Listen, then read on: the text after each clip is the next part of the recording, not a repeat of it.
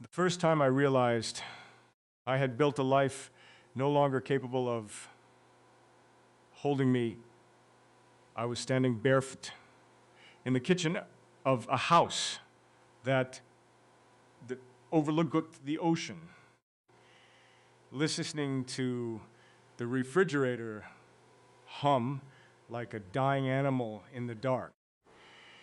My name is Keanu. Even now, saying something that simple feels harder than it should.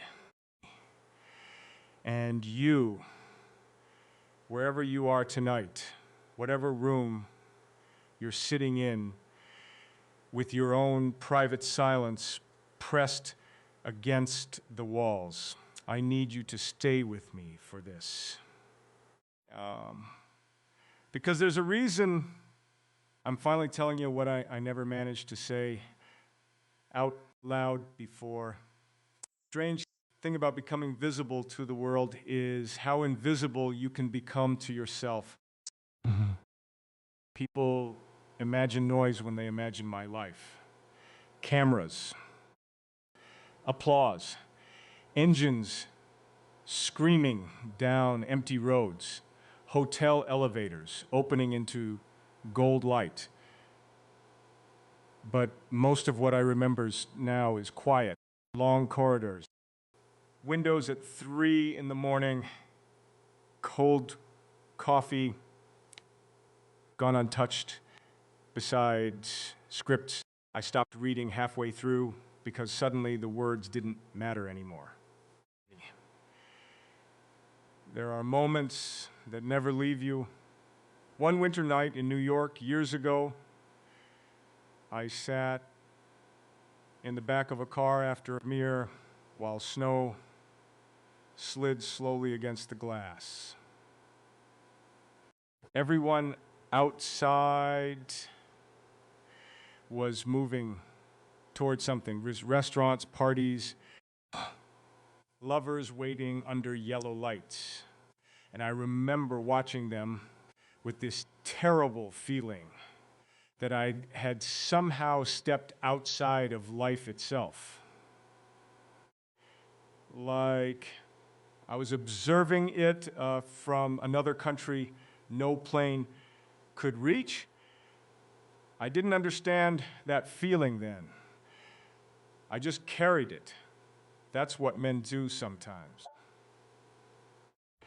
We carry things until the weight becomes our shape. The driver asked where I wanted to go, and I couldn't answer him right away. Not because I didn't know the address, because I suddenly realized there was no one waiting when I got there. No lamp left on, no half-finished conversation, no voice calling from another room, just space. I think loneliness becomes most dangerous when your life looks successful from far away. People stop checking whether you survived the day emotionally because they assume success must feel warm from the inside. But success can be cold. Cold in ways I still don't fully know how to explain.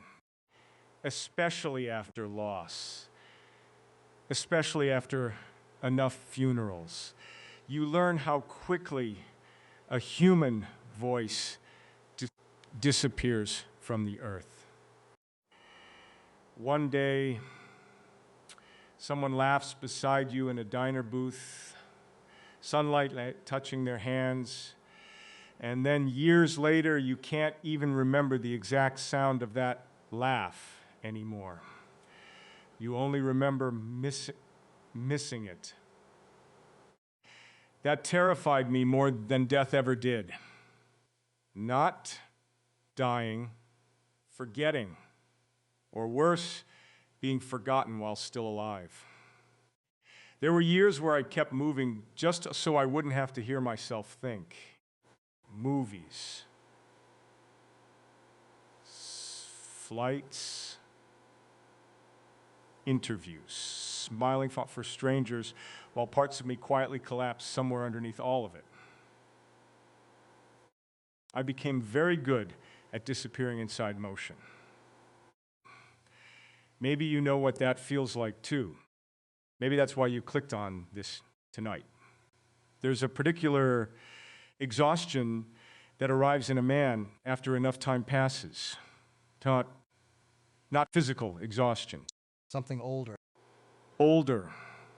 The exhaustion of carrying every unsaid thing through decades until silence itself starts aging beside you.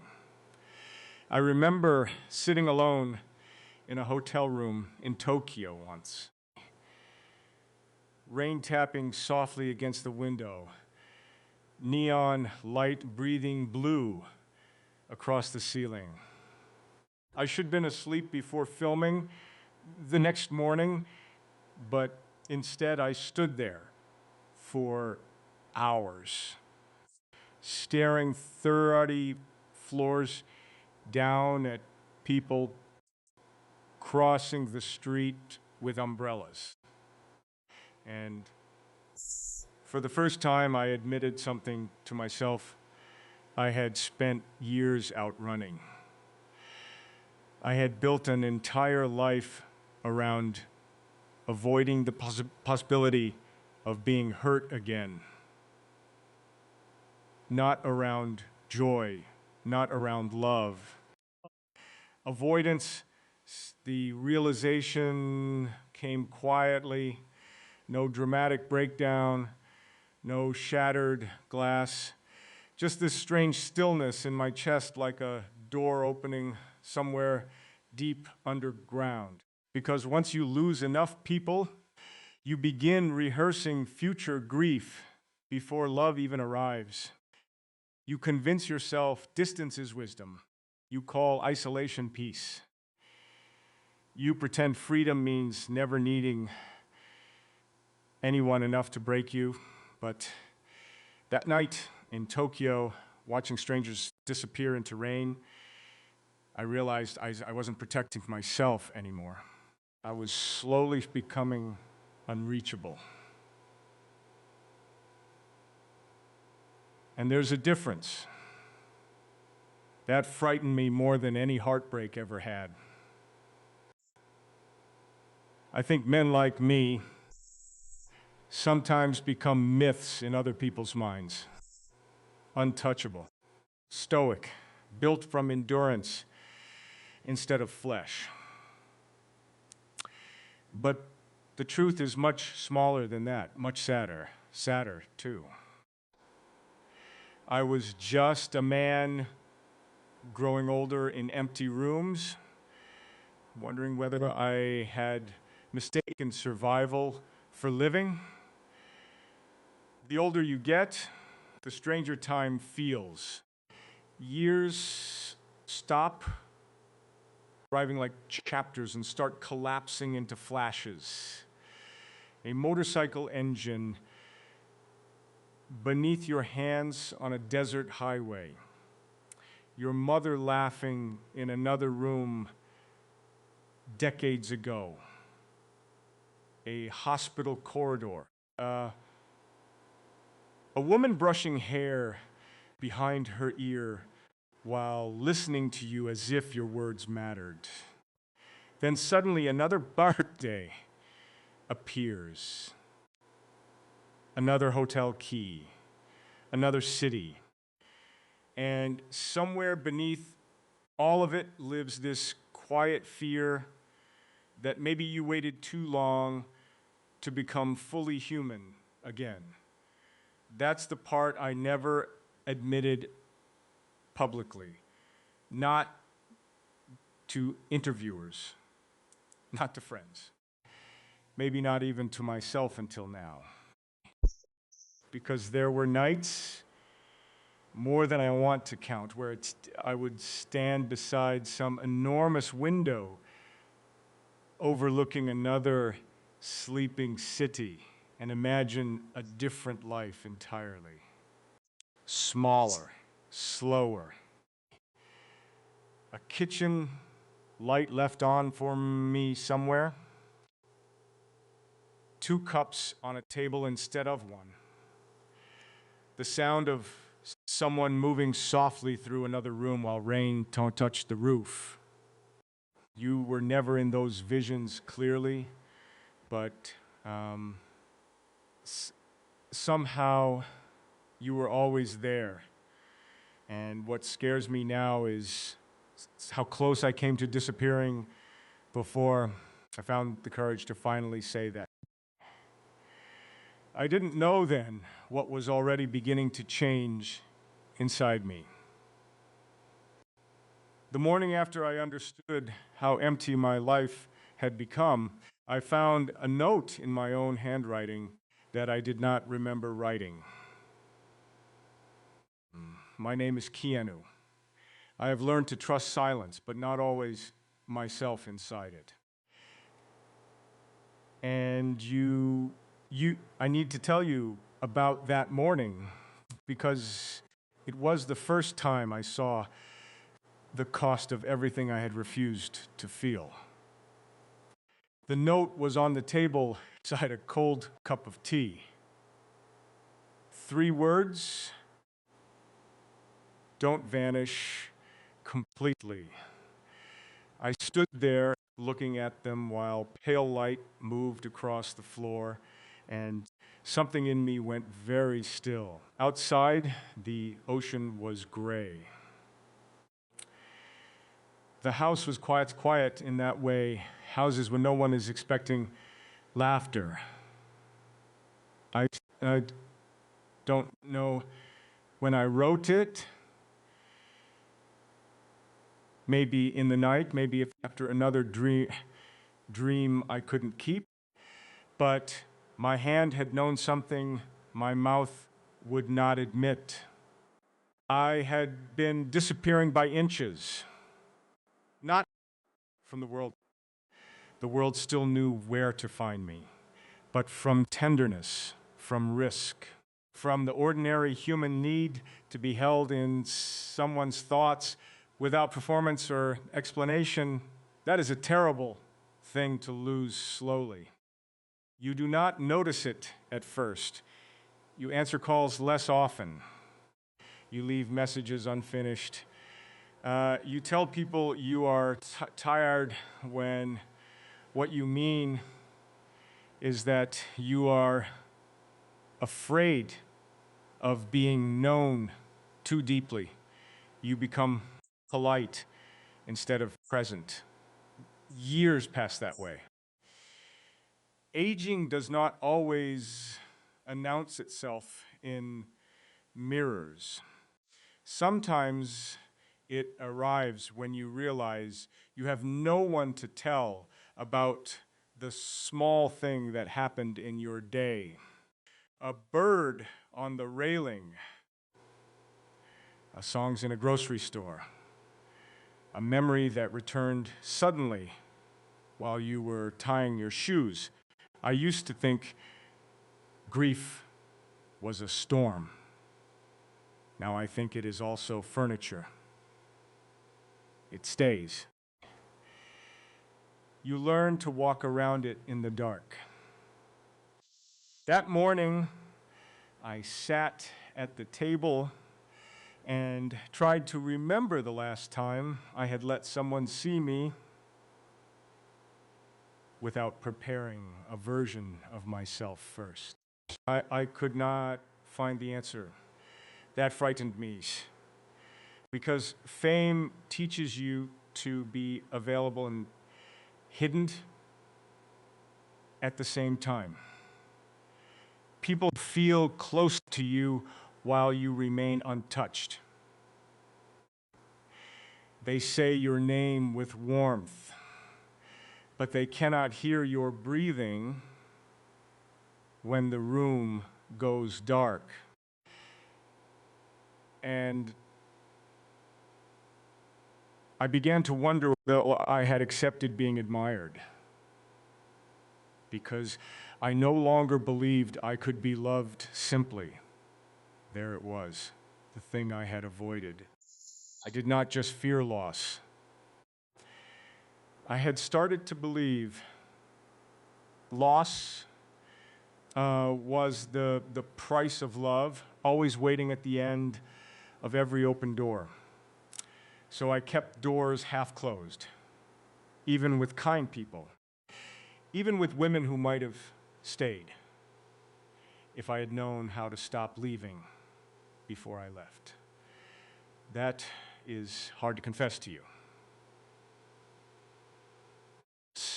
Because maybe you have stood at your own window and waited for someone to choose courage over distance.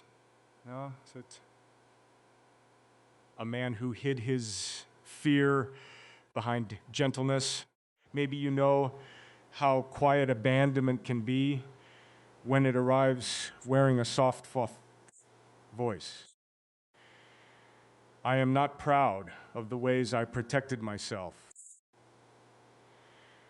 Protection can become cruelty when it keeps everyone outside. I did not understand that soon enough. There were afternoons when I imagined where I had answered differently, where I had differently, where I had turned back instead of walking away, where I had said, "Stay," before pride or fear sealed my mouth. But memory does not let you revise the scene. It only lets you watch the door close again. And yet, while I sat there with that note in front of me, something impossible began to happen. I imagined you reading it.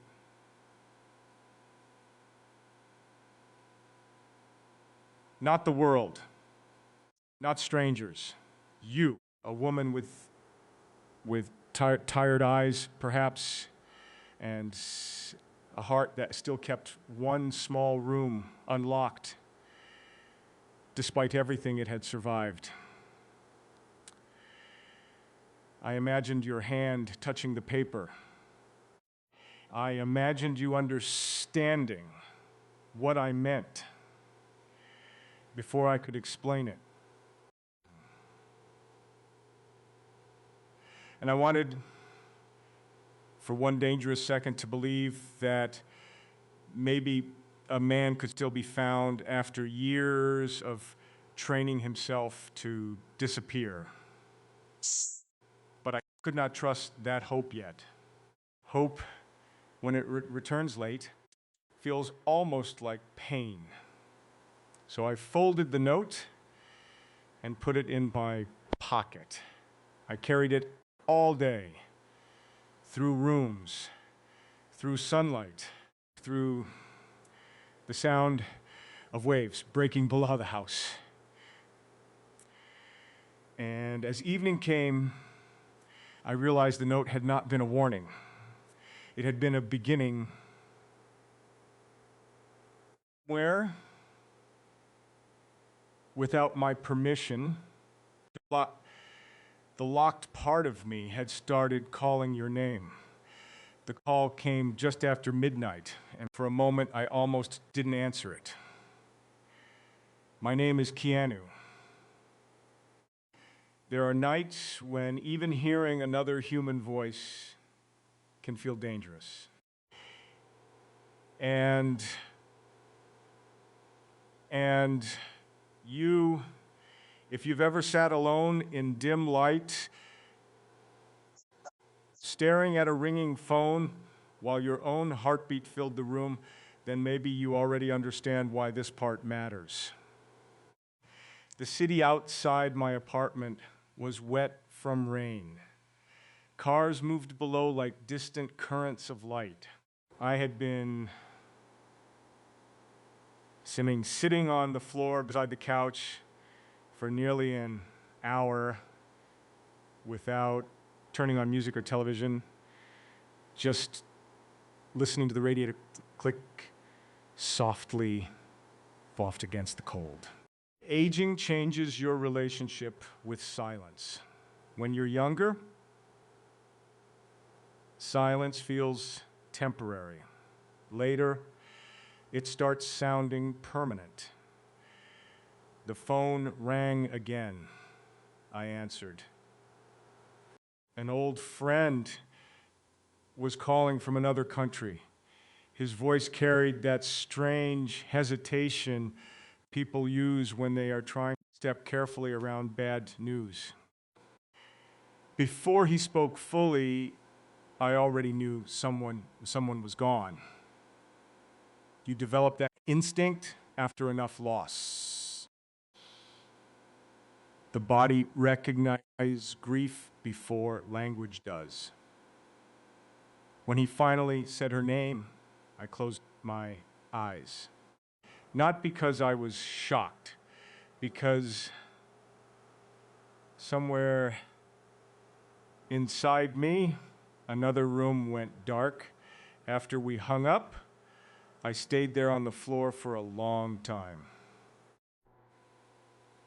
The apartment suddenly felt larger than before, as if grief physically expands space around a person. The windows reflected only fragments of me. Hands, shoulders, half a face suspended in black glass. I thought about how strange it is that human beings disappear while their ordinary details remain painfully alive. The way they laughed before finishing a sentence, the shape of their handwriting, how they reached for coffee absent-mindedly while talking. Tiny things survive longer than grand memories. That's the cruelty of it.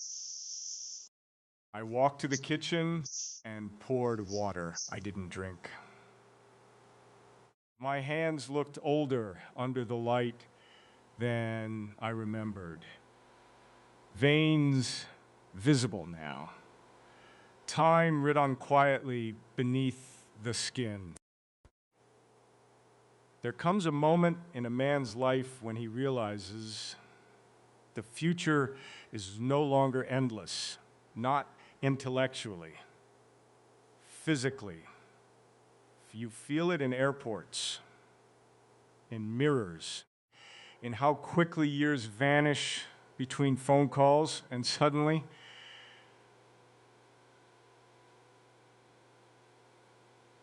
every unopened part of your heart begins to feel urgent. That frightened me. Not death itself, the possibility of reaching it untouched.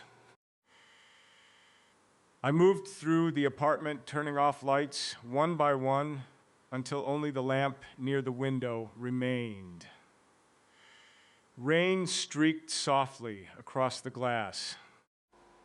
Somewhere below, a couple stood under the awning of a closed store laughing about something small and unimportant. I envied them so much it embarrassed. Not their youth, their ease. So the ability to belong naturally inside another person's evening. For years, I told myself solitude was freedom. I romanticized it, protected it, built rituals around it, like a monk preserving sacred isolation. Long motorcycle rides, empty diners at strange hours, hotels where no one knew my history. But grief has a way of stripping performance from your life. That night, watching rain slide down the window, I finally admitted something I had buried beneath decades of movement. I was tired of surviving beautifully. the realization came with almost unbearable clarity. People praised my resilience for years. They called me strong because I endured loss quietly. But endurance can become a prison when no one notices the man inside the armor slowly disappearing. I think part of me believed suffering gave life meaning, maybe because suffering was reliable. Love was not. Love vanished. Love died. Love left. So I learned to expect absence before presence had fully arrived. And because of that, I never fully unpacked myself anywhere. Not in houses, not in relationships, not even in my own body sometimes. I became a visitor in my own life. You see, there is a loneliness particular to men who are seen by millions but truly known by almost no one. Conversations become shallow without meaning to. People meet the symbol before the person. And after enough years, even you forget where one ends and the other begins. But something had started shifting inside me since that morning with the note. Don't vanish completely. Those words kept returning. And now, with another death echoing through me most, it wasn't being alone. It was leaving this world without ever fully arriving inside another human soul. That truth changed the temperature of the room somehow. I sat near the window until dawn slowly softened the sky. Pale blue entered first, then silver. The rain stopped. Steam rose faintly from the streets below, and in that exhausted hour between night and morning, I allowed myself to imagine something I had denied for years. Not fame, not legacy, not another film. You, not your face exactly. I still could not see it clearly. But I could feel the presence of someone who might someday listen without asking me to perform strength. Someone who would not mistake silence for emptiness. Someone who might understand that some men spend half their lives learning how to speak honestly after decades of hiding behind composure. The thought should have comforted me. Instead, it terrified me, because hope means possibility, and possibility means you can lose everything again. So I stood there between darkness and sunrise, unable to move, realizing the walls around my heart had not protected me nearly as much as they had imprisoned me. Outside, the first birds began calling into the cold morning air. And for the first time in years, the sound felt like something trying to find me. I almost told someone the truth once, and then I watched myself ruin the moment in real time. My name is Keanu. There are certain memories that return not because they were dramatic, but because they exposed who we really were beneath all the practiced. And I think you deserve to hear this part because maybe you've also sat across from someone who wanted to love you but didn't know how to stop retreating from their own heart. It happened years ago in a small restaurant outside Rome, nothing glamorous. Just warm light, old wooden chairs, rainwater gathered along the stone streets outside. The kind of place where conversations naturally soften after midnight because the world is a tired. I remember the smell of espresso and wet pavement. I remember her hands resting around a wine glass while she listened to me speak about absolutely nothing important.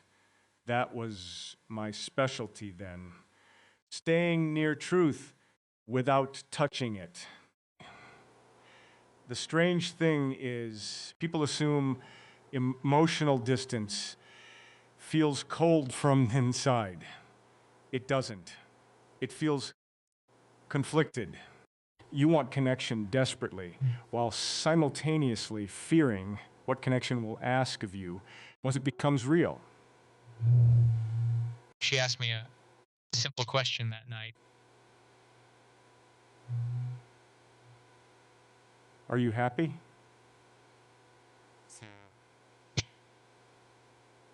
I smiled automatically. Years of interviews had trained me well, but before I answered, she tilted her head slightly, studying me with this unbearable gentleness, and suddenly I felt exhausted by my own performance. For not acting, pretending the room around us blurred untouched for a second. I could hear dishes clinking somewhere behind the kitchen, rain tapping softly against the windows. A couple laughing farther across the restaurant, ordinary sounds. But inside me, something had started trembling because I realized I could answer honestly. I could finally say it. I could admit that success had not protected me from loneliness. That grief still woke beside me some mornings like an old companion. That there were nights I drove for hours just to avoid returning to an empty house too early. I could have said all of it. Instead, I shrugged and told her I was doing okay. Such a small sentence. 3 harmless words. And yet I think about them more than almost anything else from that period of my life. Because I watched disappointment flicker briefly across her face before she hid it with kindness. She had opened the door. I closed it quietly. That's how some of the most important losses happen. Not through betrayal or violence, through hesitation, through unlived honesty, through moments where fear disguises itself as composure.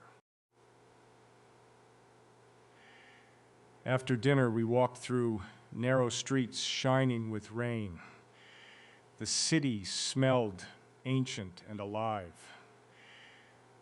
Somewhere nearby, music drifted from an open window high above us. She walked close enough that our shoulders brushed once or twice. I still remember that. Human beings remember tenderness with terrifying precision. At one point, she stopped beneath a street lamp and looked at me in a way that made time feel briefly flee suspended. Not admiration, not fascination, recognition, as if she could see the tiredness beneath everything I present to the world. And God, I want to stay there beside her longer than I can explain. But wanting some things and believe you deserve it are very different things. That was the truth I had spent years avoiding. Around halfway through our walk, she asked me another question. What are you always running from? I laughed softly when she said it, but my chest tightened immediately afterward. Because until that moment, I had never considered that my life might actually look like running to someone else. Movement had become so normal to me that I mistook it for identity. Flights, films, roads, constant motion. But standing there beneath that pale gold streetlight, listening to distant music dissolve into rain, I realized something I had buried beneath decades of activity. I did not know how to remain anywhere love could fully reach me. The realization hollowed me out, not because it was new, because it was true. I think there comes a point in life where a man understands that the greatest distance he ever created was not between himself and other people, but between himself and the possibility of being deeply known. That understanding changes the air around everything. After that night, I began noticing my own absences more clearly. The calls I never returned, the feelings I translated into jokes, the careful ways I exited moments before vulnerability became irreversible. Fear can wear very elegant clothing, especially in older men, especially in men praised for being calm. When we finally reached her hotel, she touched my arm lightly before going inside. Such a small gesture, such a small gesture. But warmth lingered there long after she disappeared behind the doors. I stood alone afterward for nearly 20 minutes in the rain. Cars moved slowly along the street. Water shimmered under passing headlights. Somewhere above me, shutters opened briefly and then closed again. And for the first time, I understood the true cost of emotional survival. Protect yourself so completely that eventually no one can find you anymore. Not even the people willing to try. That realization followed me home like another shadow. Years later, I still think about what might have happened if I had answered differently that night. If I had looked at her and simply said, no. I'm not happy. I'm lonely. Maybe nothing would have changed, or maybe everything would have. Sometimes destiny enters quietly, quietly through conversations we almost have. The truth finally caught up with me in a hotel hallway, so quiet. I could hear my own breathing echo against the walls. My name is Keanu. There are moments when a life changes without witnesses, and somehow those moments become the most important ones. And you, if you've ever reached the end of a long day only to realize you no longer recognize the person carrying your name through the world, then maybe you already know why I have to tell you this carefully. I had just returned from filming another city, another temporary room with expensive furniture arranged so perfectly it felt untouched by actual living.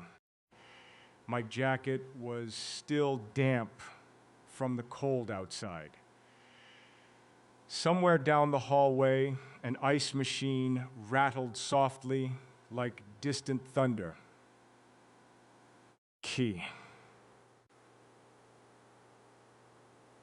I remember standing there with the key card in my hand, suddenly unable to open the door, not because I was tired, because I already knew what waited inside. Silence. The kind that greets you by name. I leaned my forehead briefly against the wood and closed my eyes, and for one strange second, I imagined hearing someone moving around beyond the door. A lamp turning off, bare feet crossing a floor. The small domestic sounds people stop noticing until they disappear from their lives completely. But there was nothing. Only the hallway. Only age settling quietly into my bones. I opened the door eventually. The room was dark except for city light slipping through the curtains, suitcase near the wall. Half-finished script on the table, a glass of water untouched since morning. Evidence of a man passing through his own existence. That thought stayed with me. Passing through, not living inside it.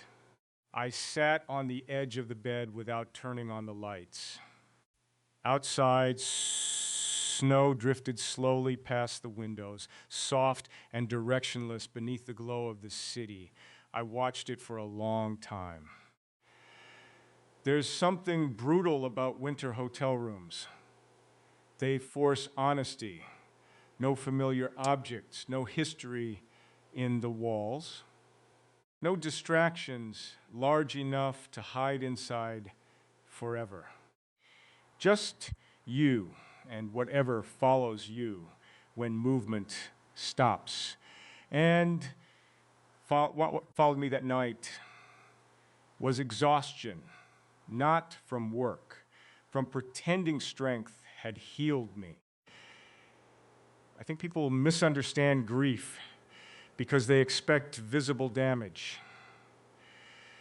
But some wounds become elegant with time. They learn how to dress themselves properly. They smile during interviews.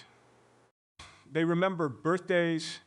They function beautifully, beautifully, while quietly bleeding underneath. That had become my life. Functional sorrow, the realization arrived slowly as snow thickened outside the glass.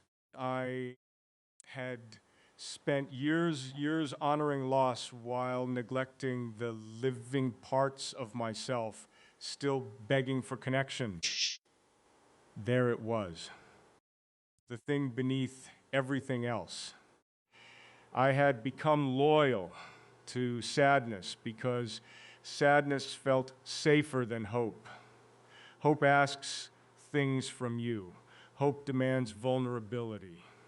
It asks you to believe tomorrow might contain something worth staying emotionally open for.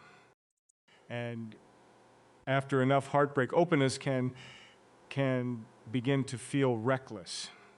I stood and walked toward the window. My reflection hovered faintly over the city lights. And older now, shoulders heavier, eyes carrying too many unfinished conversations. I barely recognized myself. That frightened me more than loneliness ever had, because somewhere along the way, I had confused endurance with identity. People admired the way I survived tragedy quietly. They called it wisdom, grace, depth. But survival is not the same thing as living.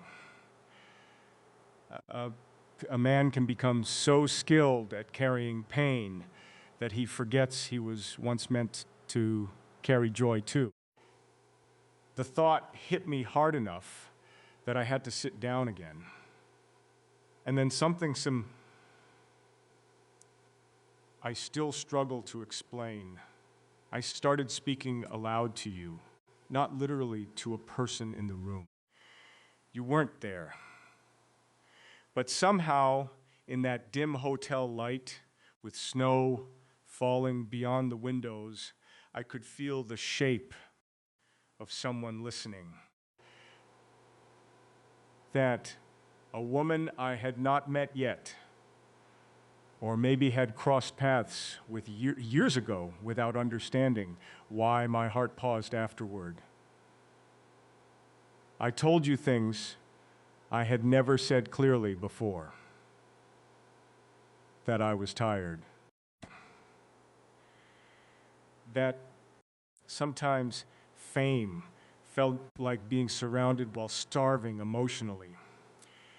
That there were nights I feared growing old inside beautifully empty spaces. And then, halfway through those whispered confessions to no one visible, another truth surfaced beneath all the others. I did not want to spend the rest of my life being admired from a distance. I wanted to be known up close. The realization shook something loose. Because wanting that meant admitting I was still capable of needing love despite everything loss had done to me.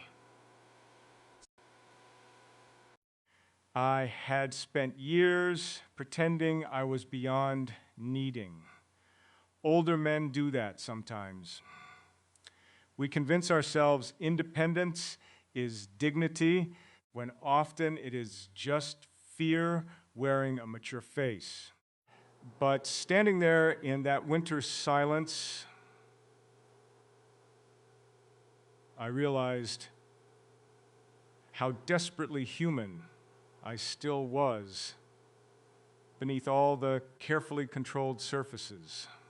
I wanted mornings shared with someone. I wanted unfinished conversations continuing across years. I wanted the ordinary miracle of another person noticing when my voice sounded tired before I admitted it myself. Simple things, sacred things. Outside, snow continued falling over the city in slow white silence. And for the first time in decades, I allowed myself to imagine that maybe life was not finished revealing itself to me yet.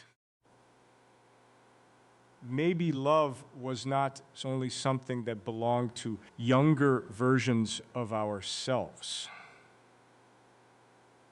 Maybe the heart does not actually close with age. Maybe it simply grows more frightened of reopening. But even then, hope felt fragile, like holding a lit match against enormous darkness. So I stood there, watching snow erase the streets below, wondering whether somewhere in the world you were awake too, carrying your own quiet ache through another sleepless night. Neither of us knowing our loneliness was already moving toward the other. The first time I saw you, I almost kept walking. My name is Keanu. It's strange how life can approach you quietly after years of arriving only through loss. And I wonder if you remember that evening the way I do, or if it passed through your life as just another ordinary moment before the moment. The world shifted beneath both of us. It was late autumn.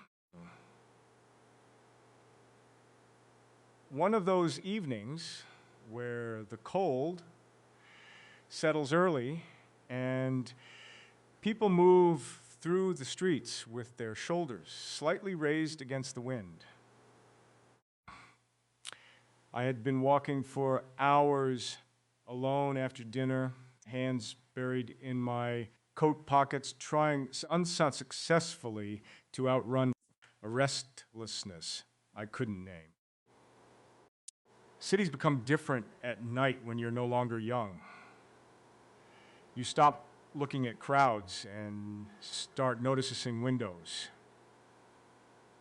Who's still awake? Who left a light on?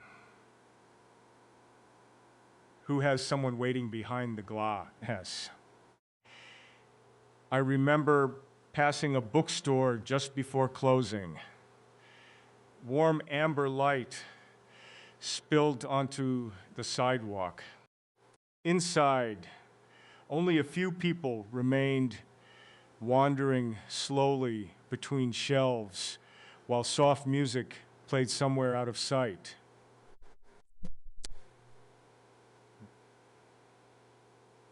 And there you were. You weren't doing anything extraordinary. That's the part that stayed with me. You stood near the back, holding a book against your chest while staring absently through the window, lost in thought.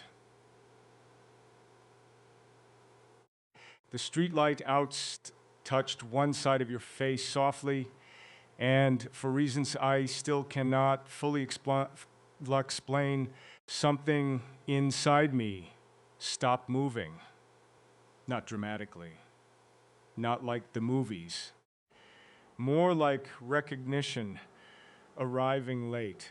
I almost kept walking because that's what I had trained myself to do whenever something felt emotionally dangerous. Keep moving.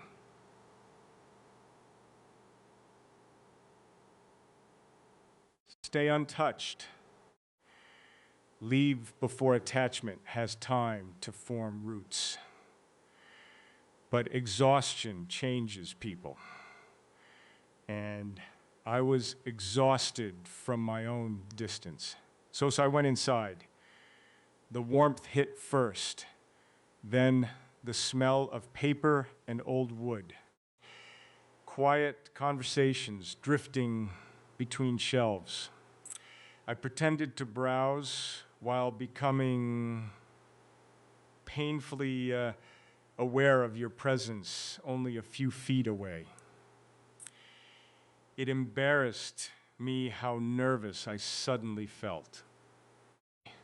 A man can spend decades speaking to millions and still become speechless in front of a person who somehow sees past the performance without trying. You glanced at me once, briefly, not with recognition, with curiosity. That mattered more. There was no expectation in your eyes, no mythology, no careful politeness people sometimes wear around me, just simple human attention. I had forgotten what that felt like. We reached for the same book at nearly the same moment. Our hands brushed lightly, and you laughed under your breath before apologizing. Such a small thing. But warmth traveled through me so suddenly, it almost hurt. I think loneliness sharpens ordinary moments till they be more. Asked if I had read the author before. I told you. I told you yes. Then somehow we were talking. Not deeply at first, just fragments, books, travel, why certain stories stay with us longer than others. But even then, I noticed something unsettling happening inside me. I was listening differently, carefully, as if some hidden part of me already understood this conversation mattered. The longer we spoke, the more aware I became of how long it had been since I felt fully present with another person, not performing charm, not protecting old wounds, just existing honestly inside a moment without calculating the emotional exit beforehand. And that realization terrified me. Because halfway through our conversation, while you stood there beneath warm bookstore, light, speaking softly about how loneliness changes the way people hear music, I suddenly understood something I had avoided admitting for years. I did not know how to receive tenderness anymore. Expecting eventual loss. The truth landed hard enough that I almost withdrew immediately. Old instincts woke inside me. Distance yourself, end the conversation gracefully. Leave before wanting begins. Fear is fast like that, especially in men who have buried too many people. But then you said something I still carry with me now. You looked down briefly at the book in your hands before saying, people spend most to yourself hoping someone finally notices who they really are. The room became very quiet after that, not externally, inside me, because suddenly I realized how desperately I wanted to be noticed beyond all the surfaces I had spent decades constructing. Not recognized, seen. There's a difference. You looked back up then, and for one impossible second, I had the terrifying feeling that you already understood parts of me I had never fully understood myself. I should have been cautious. Instead, I stayed. We talked until the employees began gently closing the store around us. Outside, wind moved leaves along the empty sidewalks. The city had grown quieter, more intimate somehow. And beneath everything else, beneath the conversation, beneath my nervousness, beneath the strange warmth unfolding slowly in my chest, another feeling began emerging carefully into the light. Grief was no longer the only thing living inside me. I cannot explain how shocking that realization was after so many years. Hope had returned so quietly I almost didn't recognize it. When we finally stepped outside together, cold air rushed around us immediately. You tucked your hands into your coat sleeves against the wind, and I remember wanting with sudden painful clarity to protect something fragile in you without fully understanding why. That feeling scared me because love, even in its earliest form, asks for surrender before it asks for certainty. We walked together for a while beneath rows of dim streetlights. Neither of us speaking much now, breath visible in the cold, cars passing occasionally through pools of rain light. And somewhere during that quiet walk beside you, I realized my life had already begun changing direction before I consciously agreed to let it. The frightening part was how much I wanted to follow wherever that change might lead. The night I almost lost you, I finally understood how much of my life had been spent standing outside my own heart. My name is Keanu. Some truths arrive gently. Others arrive with the sound of a closing door. And I still replay that evening sometimes, wondering if you knew what was happening inside me while I sat there pretending calmness could hide fear. It had been months since the bookstores. Months of slow conversations and careful closeness. Dinners that lasted longer than either of us planned. Walks through quiet neighborhoods after rain.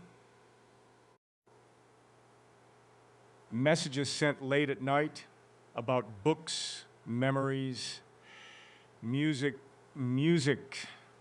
Neither of us could explain emotionally without exposing too much of ourselves. You became part of my ordinary life, so gradually I didn't notice how necessary your presence had become until the even burst. There. Sase. That frightened me. Not because dependence is weakness, because losing something precious after finally allowing yourself to need it feels unbearable when you've already buried so much.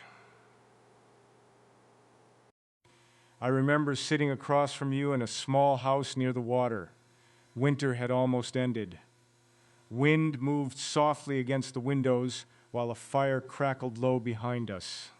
You wore an oversized sweater and held a cup of tea between both hands while watching me with that same quiet attentiveness that had undone me from the beginning. You asked me a simple question of, what are you afraid of now? I should have answered honestly. By then, I already knew the truth. I was afraid of loving you enough to lose myself completely if you disappeared. But old habits survive longer than we think. So instead of opening fully, I retreated halfway into silence. I gave you careful answers, intelligent answers, not honest ones. And I watched sadness enter your expression almost invisibly. That nearly destroyed me. Because by then, I loved the smallest things about you with terrifying depth.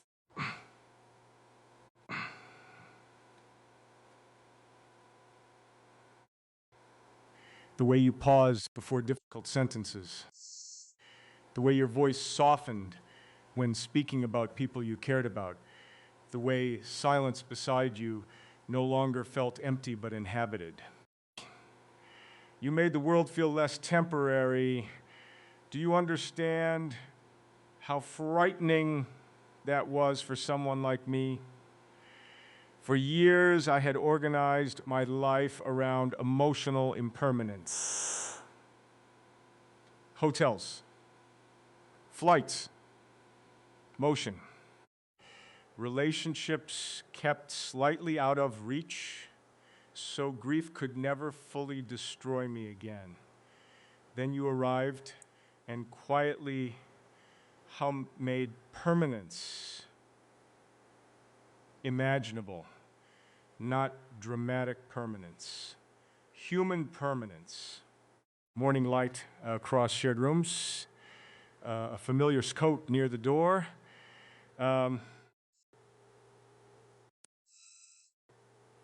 Someone noticing when sadness returned before I spoke it loud.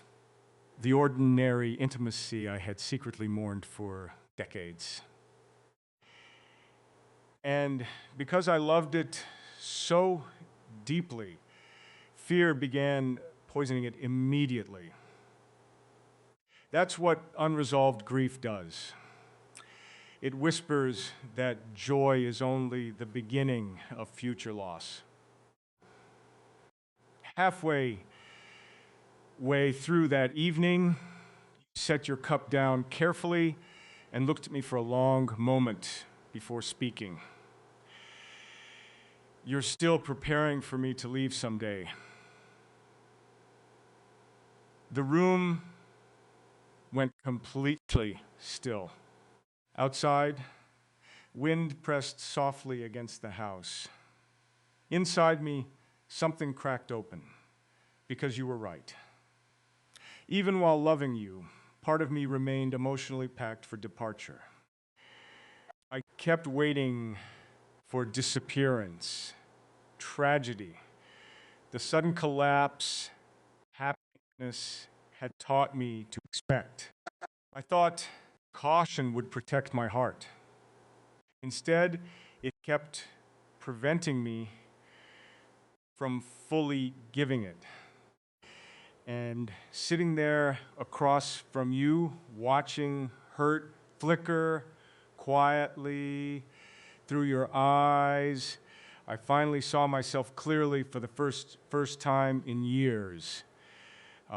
Not as tragic, not as wise, just afraid.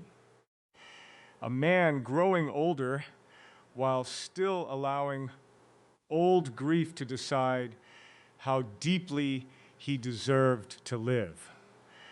The realization made me physically cold. I stood and walked toward the window because suddenly I could not breathe properly. Outside, dark, dark water moved beneath moonlight. Bare trees shifted in the wind like shadows, remembering something ancient. I heard you behind me, but couldn't turn around yet because another truth was surfacing beneath everything else. If I lost you, it would hurt terribly. But if I never fully loved you because I feared losing you, the regret would become unbearable. That was the choice suddenly standing in front of me. Safety or life, distance or surrender, survival or love. The older I became, the more clearly I understood how little time actually remains once you stop pretending life is endless. Years disappear frighteningly fast. Entire seasons collapse into memory before you've even understood they were important. And I did not want my remaining years shaped by fear anymore. Not with you, especially not with you. When I finally turned around, your eyes were wet, though you hadn't cried. That image still lives inside me with painful clarity.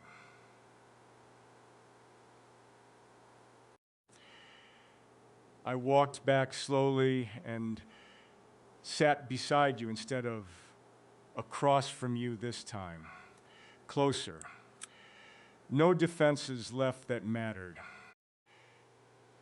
Then, with more honesty than I had shown another human being in decades, I told you everything. How loneliness became familiar enough to feel safe. Feel safe. How I kept expecting love to vanish because so much already had. And finally, the hardest part, I admit, that meeting you had awakened parts of me I thought time had permanently buried. Hope, tenderness, the desire to remain. You listened without interrupting while firelight moved softly across the room. And afterward, neither of us spoke for a while. You simply reached for my hand. Such a small gesture,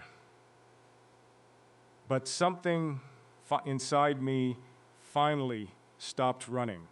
For the first time in longer than I can explain, the future no longer looked like an endless hallway of empty rooms. It looked uncertain still, fragile, but alive. And somewhere, beyond the dark water outside those windows, I began sensing a life neither of us had fully dared to imagine yet. The last thing I expected at this stage of my life was to believe in destiny again. My name is Keanu, and even now, after everything I've lived through, that confession feels almost impossible to say aloud, because men like me learn to trust gravity more than hope. We trust endings. We trust silence after the phone stops ringing. We trust empty rooms because empty rooms never surprise us. But you changed something I thought time had already sealed shut. And you deserve to know that. It happened slowly after that night, near the water, not all at once. Real love rarely arrives like lightning. Sometimes it arrives like dawn. So gradual, you only realize the darkness is gone after the room has already filled with light. I began noticing small things first. How instinctively I started looking for you in every room. How my days felt incomplete until I heard your voice somewhere inside them. How ordinary moments regained meanings. Simply because I imagined telling you about them later. A man spends enough years alone, and eventually, he forgets life was never meant to be carried silently. Then suddenly someone appears who makes even your thoughts want companionship. That was you. You brought me back to the world in ways no applause or achievement ever could. I remember one particular morning, early spring, rain resting softly against the windows while you stood barefoot at the kitchen making coffee. Nothing felt cinematic. Nothing cinematic, no dramatic conversation. You were half awake, hair uncombed, wearing one of my old shirts while sunlight slowly emerged through clouds behind you.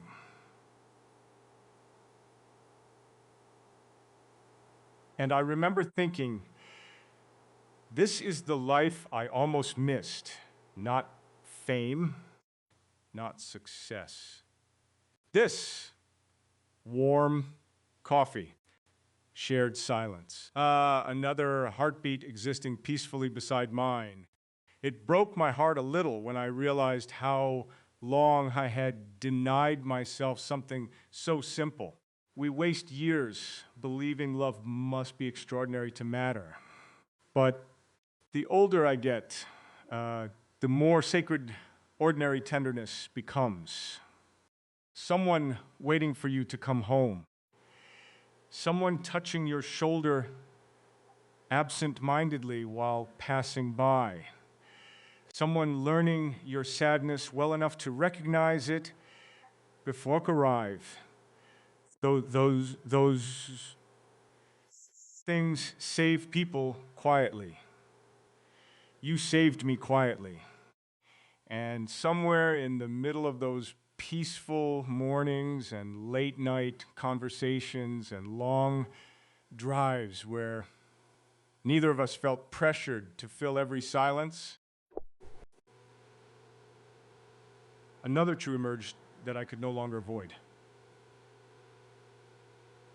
I did not want the rest of my life to happen without you inside it.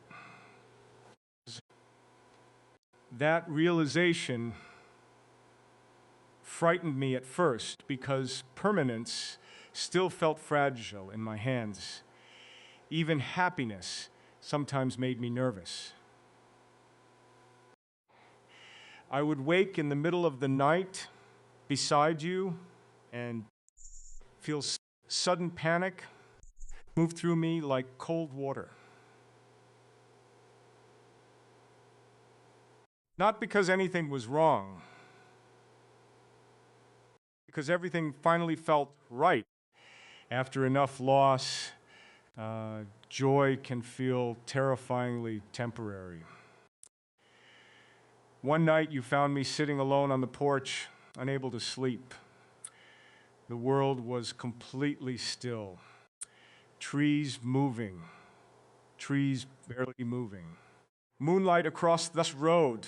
I remember the air carried that deep nighttime cold that makes every sound seem further away. You sat beside me without speaking immediately. That's something I loved about you. You never rushed silence. After a while, you asked softly, "Where did you go just now?"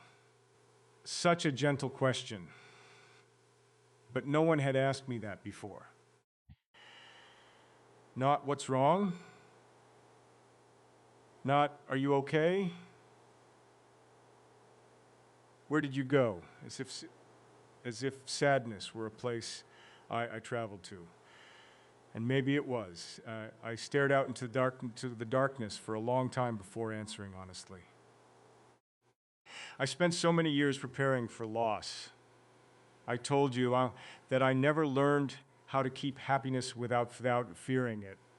West. You took my hand then. No speeches, no attempts to rescue me from myself. Just warmth, human warmth. And suddenly I understood something that changed me forever. Love does not erase grief. It teaches grief how to live beside light. The realization settled into me slowly after that, like rain entering dry earth. I stopped viewing my past as proof I was cursed to loneliness.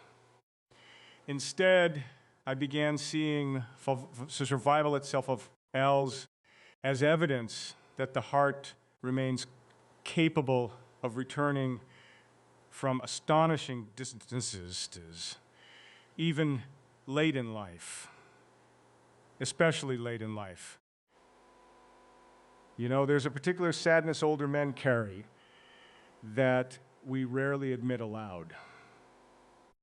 The fear that our most meaningful moments may already be behind us. That love belongs to younger versions of ourselves. That eventually we become stories instead of people still capable of transformation. But sitting beside you through changing seasons, I discovered something unexpected. The soul does not measure time the way the body does. Some hearts bloom slowly. Some only open after surviving enough winter. And perhaps that's why you found me when you did, not earlier. Now, when I had finally become tired enough of loneliness to tell the truth. There are still difficult days, of course. Grief does not vanish because love arrives. I still carry ghosts with me sometimes. Certain songs still hurt. Certain anniversaries still hollow the air around me. But now when darkness returns, I no longer face it alone. That changes everything. Sometimes I imagine the version of myself who stood years ago in empty hotel rooms, staring out at sleeping cities, believing his life had already narrowed into permanent solitude. I want to reach back through time and place a hand on his shoulder. I want to tell him, keep going. One day, someone will look at your silence and hear the love hidden inside it. One day you will stop running. One day, an ordinary evening will become the beginning of the rest of your life. And maybe that's why you found your way here too. Maybe somewhere inside yourself, beneath all the disappointments and unfinished stories and briefs no one fully sees, you still carry the quiet hope that it isn't too late to be understood deeply. It isn't. Not for you, not for me, not for Wellington willing to risk opening their heart one more time despite everything life has already taken from them. And if these words found you during one of those lonely nights where the world feels unbearably distant, then maybe we met for a reason after all. Maybe none of us are as lost as we think. Maybe love is still moving toward us even while we sit alone beside dark windows, wondering whether anyone will ever truly see us before time runs out. I believe that now. Because somehow, against every instinct I once trusted, you taught me how to remain. And that changed the meaning of my entire life.